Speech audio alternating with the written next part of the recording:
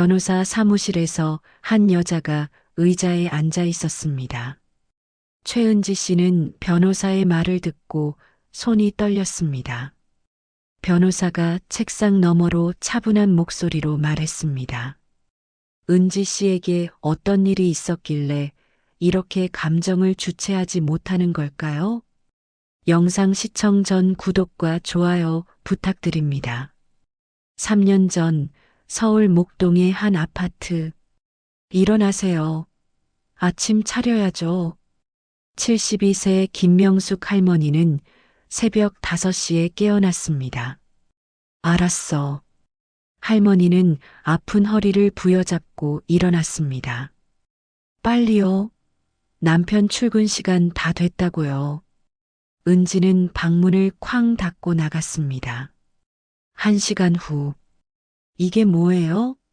국이 왜 이렇게 싱거워요? 은지가 국을 한 술 떠먹고는 얼굴을 찌푸렸습니다. 미안하다. 손이 떨려서. 그럼 밥은 누가 해요? 내가 해요? 아니야, 내가 할게. 에휴, 진짜 시어머니 모시는 게 이렇게 힘든 줄 알았으면. 은지는 젓가락을 내던지고 일어났습니다. 며칠 후 거실에서 어머니, 뭐 하세요? 은지가 소리쳤습니다. 청소하고 있어. 청소를 그렇게 해요? 여기 먼지 그대로잖아요. 은지가 손가락으로 선반을 문질렀습니다. 미안해, 눈이 잘 안 보여서. 눈이 안 보이면 안경을 쓰세요. 아, 진짜. 그날 저녁 은지는 남편에게 말했습니다. 여보, 우리 어머니 요양원 보내요. 무슨 소리야? 엄마를 왜? 나 못 참겠어요. 집안일도 제대로 못하고 맨날 아프다고 누워있고. 엄마가 나이가 많으셔서 그래. 나이가 많으면 요양원 가야죠. 우리가 언제까지 모셔요? 결국 남편은 고개를 숙였습니다. 알았어. 내가 엄마한테 말해볼게. 일주일 후 요양원. 어머니, 여기가 훨씬 좋아요. 간호사들도 친절하고. 은지는 억지 미소를 지었습니다. 그래.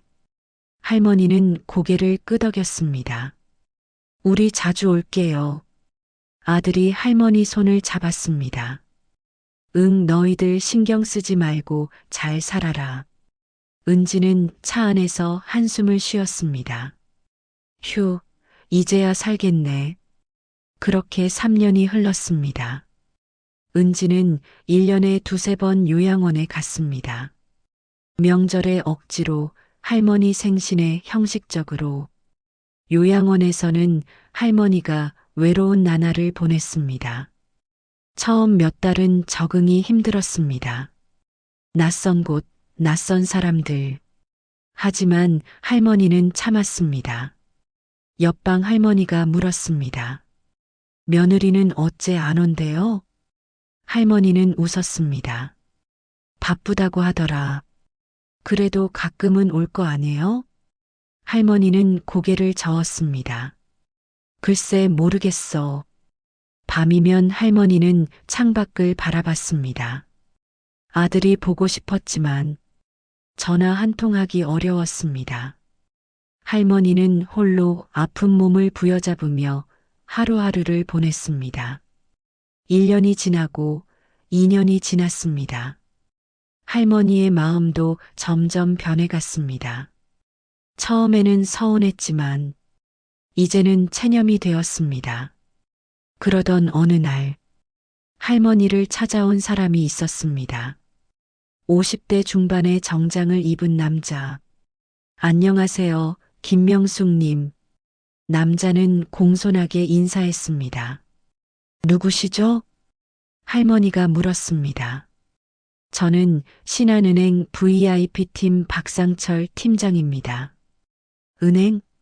네, 오늘 어머님의 정기예금이 만기되어서 찾아뵙게 되었습니다. 아, 그게 벌써? 할머니, 확인 부탁드립니다. 남자가 서류를 건넸습니다. 정기예금 원금 50억 원, 이자 5억 원, 총 55억 원. 50억? 옆에 있던 간호사가 깜짝 놀랐습니다. 할머니는 조용히 고개를 끄덕였습니다. 어떻게 하시겠습니까? 재해치하시겠습니까? 할머니는 잠시 생각했습니다. 아니, 그냥 찾아주세요. 네, 알겠습니다. 그런데 할머니, 이렇게 큰 금액이면 유언장이나 상속 관련해서 변호사 상담 받아보시는 게 좋을 것 같은데요. 은행 직원이 조심스럽게 말했습니다. 변호사요? 네, 신뢰할 수 있는 변호사분을 알고 계신데 소개해 드릴까요? 할머니는 잠시 생각했습니다. 그러면 한번 만나봐야겠어요. 알겠습니다. 제가 연락드리겠습니다. 은행 직원이 떠난 후 할머니는 혼자 앉아 생각했습니다. 이 돈을 어떻게 할까? 아들이 내 곁에 있었으면. 할머니는 깊은 한숨을 내쉬었습니다. 하지만 그들은 나를 버렸어. 며칠 후 변호사 사무실. 할머니는 변호사를 만났습니다. 50대 후반의 진중한 인상의 변호사였습니다. 할머니, 어떻게 도와드릴까요? 할머니는 잠시 침묵했습니다. 제가 가진 재산이 있어요. 변호사가 고개를 끄덕였습니다.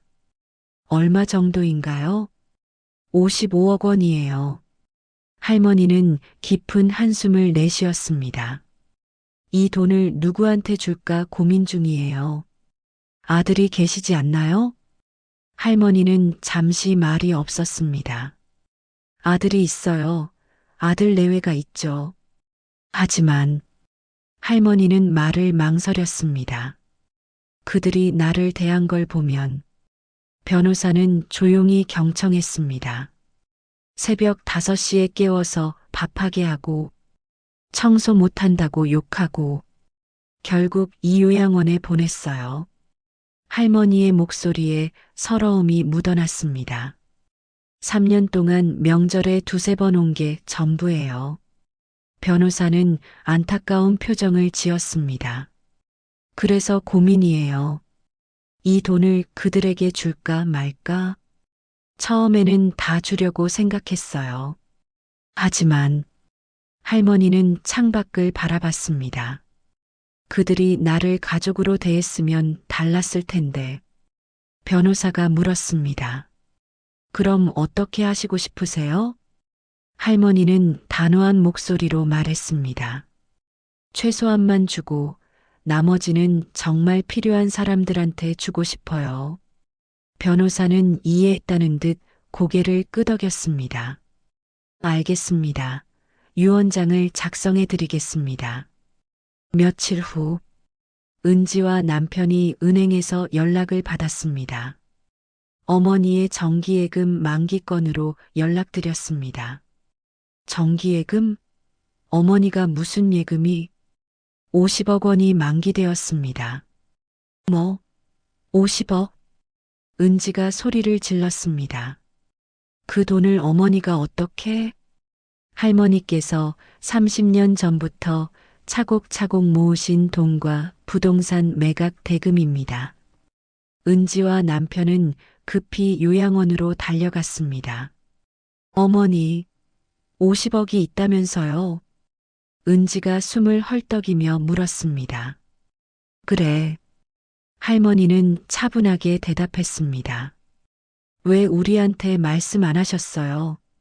말할 필요가 없었으니까. 어머니, 그 돈으로 우리 집 좀 더 큰 데로 옮기고 아이들 교육도 안 돼. 할머니는 단호하게 말했습니다. 네. 그 돈은 내 돈이야. 너희 줄 생각 없어. 어머니, 그래도 저희 가족인데. 가족? 할머니가 웃었습니다. 너희가 날 가족으로 대했니? 어머니, 그게 무슨. 새벽 5시에 깨워서 밥하게 하고 청소 못한다고 욕하고 요양원에 처박았는데 어머니 3년 동안 명절에 두세 번 온 게 다였지. 죄송합니다, 어머니. 미안하면 됐어. 근데 용서는 안 할 거야. 그때 할머니의 변호사가 들어왔습니다. 안녕하세요. 저는 할머니의 변호사입니다. 변호사요? 은지의 얼굴이 창백해졌습니다. 네, 할머니께서 유언장을 작성하셨습니다. 유언장?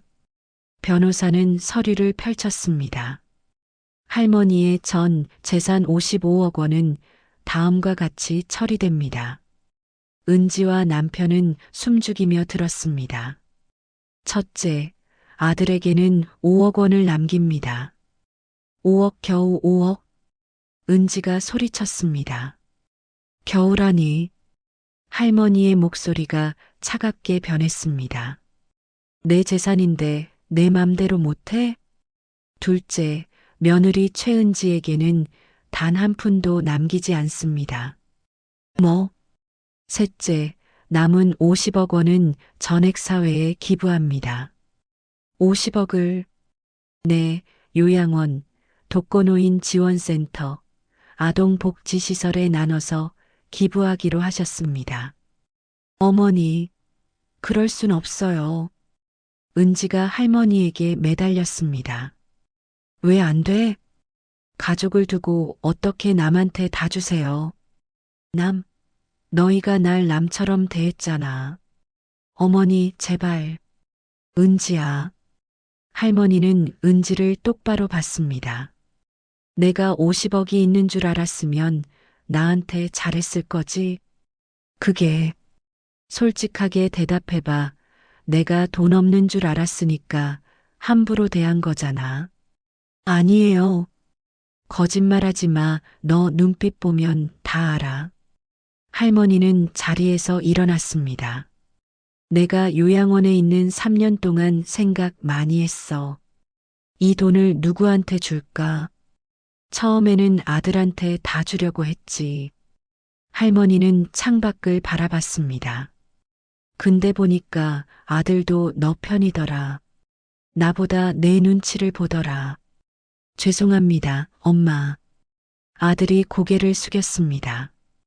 그래서 결정했어. 너희한테는 최소한만 주고 나머지는 정말 필요한 사람들한테 주기로. 어머니, 제발 다시 한 번만. 됐어. 결정은 끝났어. 2주 후 할머니가 기부기관에 기부를 완료했습니다. 할머니는 기부와 함께 언론 공개를 요청했습니다. 곧 기사가 나갔습니다. 요양원 할머니 50억 쾌척. 며느리 학대 견디고 모은 돈 사회 환원. 아들 내외에게는 5억만 상속. 기사가 나가자 은지의 회사에서도 소문이 났습니다. 점심시간 회사 식당. 저 사람 시어머니 학대한 거 맞대.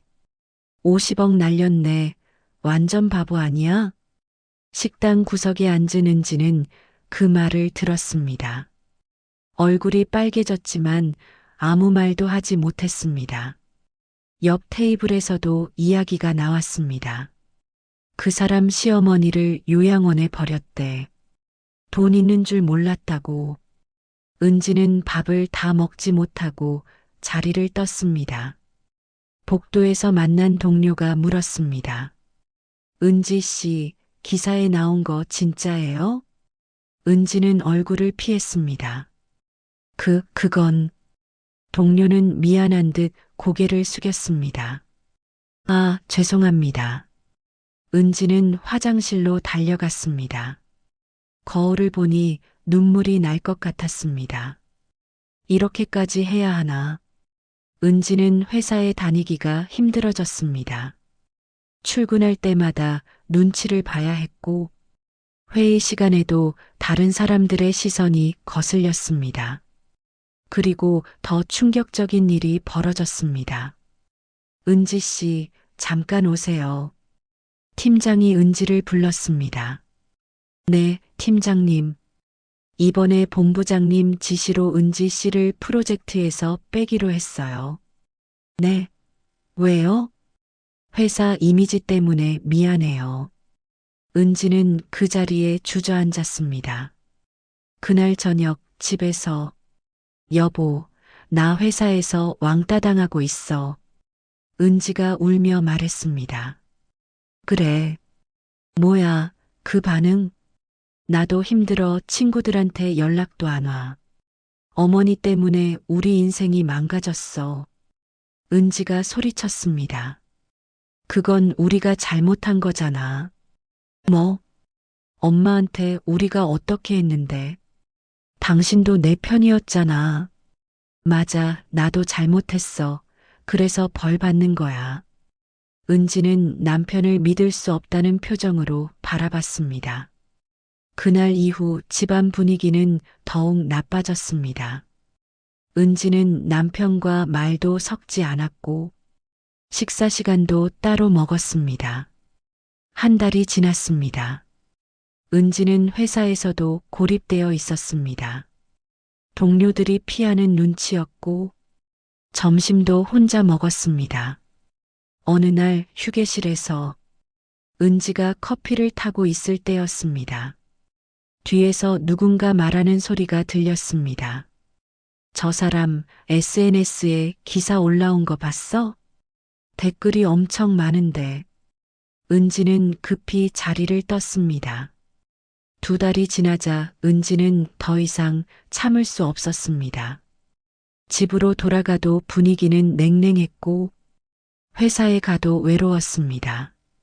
3개월 후 은지는 회사에서 퇴사 압력을 받았습니다. 남편도 승진해서 누락되었습니다. 집안 분위기는 최악이었습니다. 이 모든 게 다 어머니 때문이야. 은지가 소리쳤습니다. 그만해, 은지야. 뭘 그만해.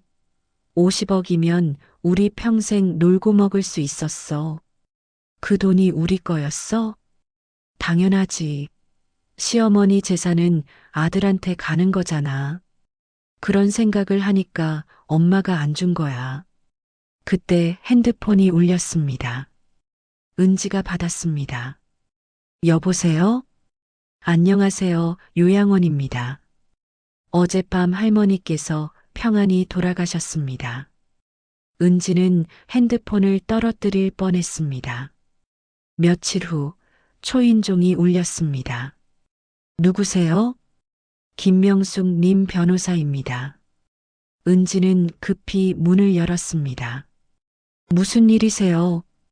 은지와 남편은 할 말을 잃었습니다. 그리고 이걸 전해드리라고 하셨습니다. 변호사가 봉투를 건넸습니다. 남편이 봉투를 열었습니다. 편지가 들어 있었습니다. 민수야, 은지야. 이 편지를 읽을 때쯤이면 나는 이 세상에 없을 거야. 놀라지 마, 나는 행복하게 갔어. 마지막 3년은 외로웠지만 그래도 의미 있었어. 너희한테 보여줄 수 있었으니까. 돈이 있어도 함부로 대하면 한 푼도 못 받는다는 걸. 은지야, 내가 나한테 어떻게 했는지 기억하니? 새벽에 깨우고 욕하고 무시하고 요양원에 버렸지. 그때 넌 내가 가난한 줄 알았어. 만약 내가 50억이 있는 줄 알았으면 그렇게 했을까? 아니겠지. 아마 극진히 모셨을 거야. 그게 바로 내 본 모습이야. 돈이 있으면 잘해주고 없으면 함부로 대하는 사람. 그런 사람한테 내 돈을 줄 순 없었어. 민수야, 너도 마찬가지야. 아내 눈치 보느라 엄마를 지켜주지 못했잖아. 그래서 너한테도 최소한만 남겼어. 나머지 50억은 정말 필요한 사람들한테 갔어. 외롭고 힘든 할머니, 할아버지들, 가난한 아이들, 아픈 사람들.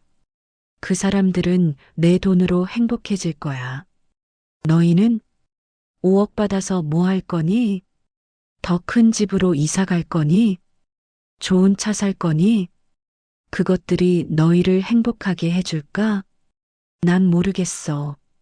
하지만 한 가지는 확실해. 너희가 나한테 했던 행동들, 그건 언젠가 너희에게 돌아갈 거야. 은지야, 내가 나이 들었을 때 내 며느리가 너한테 어떻게 할까? 민수야, 내가 늙었을 때 내 아들이 너를 어떻게 대할까? 그때 알게 될 거야. 부모를 함부로 대하면 안 된다는 걸. 그럼 잘 살아라. 엄마가 편지를 읽는 내내 남편은 눈물을 흘렸습니다. 은지는 아무 말도 하지 못했습니다. 장례식은 조용히 치러졌습니다. 하지만 수많은 사람들이 찾아왔습니다.